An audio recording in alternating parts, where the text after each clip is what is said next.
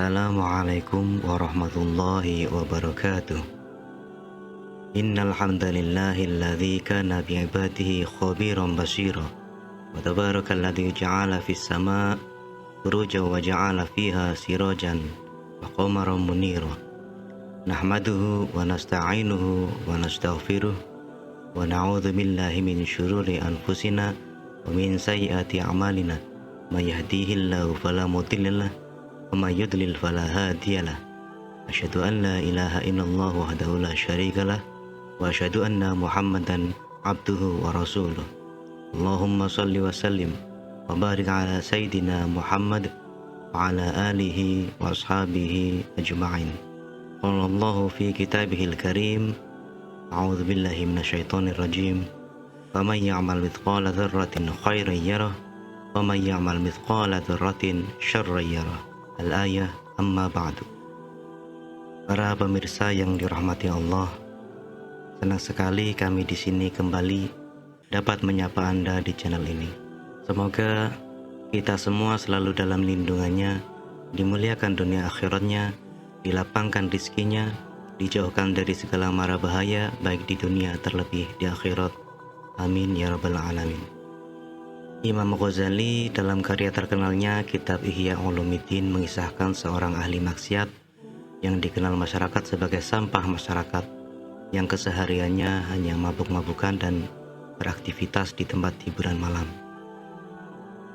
Dikisahkan pada suatu hari seorang laki-laki ahli maksiat yang tenggelam dalam dosa meninggal dunia.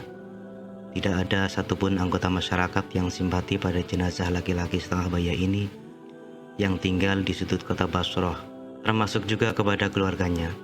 Istri almarhum sendiri tidak menemukan anggota masyarakat yang berkenan membantunya untuk memikul jenazah suaminya yang pemabuk itu, karena memang tetangganya juga tidak begitu mengenalnya. Hingga istri almarhum terpaksa membayar 2 orang untuk memikul keranda yang berisi jenazah suaminya ke musola. Dia juga tidak menemukan jamaah musola yang berkenan mensolatkan jenazah suaminya.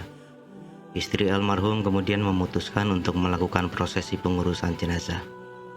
Ia lalu membawa jenazah suaminya ke padang pasir terbuka untuk dimakamkan. Namun tak disangka ia mendapati seseorang yang seakan telah menunggu lama jenazah suaminya untuk mensolatkan jenazah tersebut.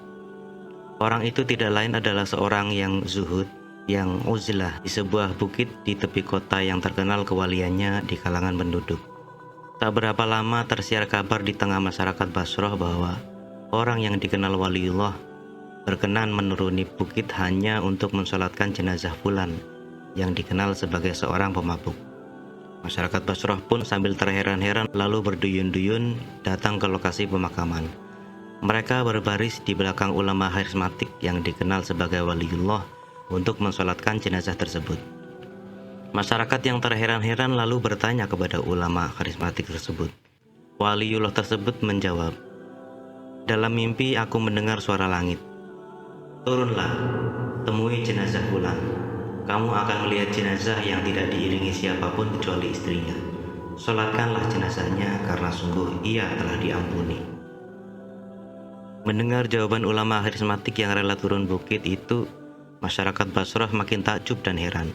Sedangkan ulama karismatik ini juga belum mengerti persis alasan pengampunan Allah terhadap jenazah laki-laki pemabuk ahli maksiat tersebut.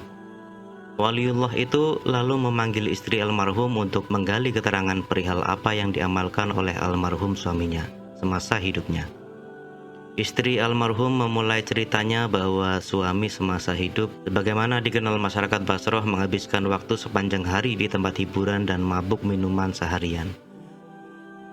"Coba kamu perhatikan, kebaikan kecil apa yang pernah dilakukan almarhum suamimu?" tanya ulama karismatik tersebut. Sementara masyarakat memperhatikan dengan khidmat jawaban istri almarhum. Kemudian istri almarhum pun menjawab, "Baik, ada 3 hal yang kuingat," jawab istri almarhum. "Pertama, setiap kali sadar dari mabuknya, waktu subuh almarhum suamiku segera mengganti pakaian, berwudu, lalu bergegas menuju masjid untuk melaksanakan sholat subuh secara berjamaah. Selesai sholat subuh berjamaah, almarhum kembali ke tempat hiburan lagi dan tenggelam dalam dosa. Yang kedua, rumah almarhum tidak pernah sepi dari satu atau dua anak yatim yang disantuni. Bahkan tidak jarang kebaikan almarhum terhadap anak-anak yatim tersebut melebihi kebaikannya terhadap anaknya sendiri. Ketiga, tidak jarang almarhum suamiku sadar di tengah mabuknya pada gelap malam lalu menangis dengan penuh penyesalan dan munajat. Ia pun berkata, "Wahai Tuhan, pemilik sudut-sudut neraka jahanam, apakah engkau akan memenuhi sudut-sudut jahanam itu dengan ragaku yang hina ini?" Mendengar keterangan istri almarhum, ulama harismatik itu berpaling menunggu pemakaman selesai sebelum kembali ke atas bukit di tepi kota Basrah. Keterangan istri almarhum menghilangkan keheranan yang sebelumnya hingga pada dirinya dan masyarakat kota Basrah. Demikian cerita yang diangkat oleh Imam Al-Ghazali dalam karyanya Ihya Ulumuddin Juz 4 halaman 502. Kisah ini memberikan pelajaran kepada kita agar tidak memandang hitam putih seseorang di masyarakat dan tidak meremehkan kebaikan sekecil apapun dalam agama Islam. Dan bahwasanya apapun dosa yang dilakukan, pintu taubat selalu terbuka lebar dan tidak ada kata sia-sia dalam beribadah, memohon ampun, dan beramal baik. Sekecil apapun amal kita pasti akan dihitung. Sekecil apapun dosa kita, niscaya tidak luput dari penghakiman. Kita sebagai umat muslim sudah sepantasnya selalu meminta ampunan kepada Allah, selalu meminta petunjuk jalan yang lurus. Maka Allah akan menuntun kita tidak peduli seberapa besar dosa kita di masa lampau. Wallahu a'lam bishawab. Wassalamualaikum warahmatullahi wabarakatuh.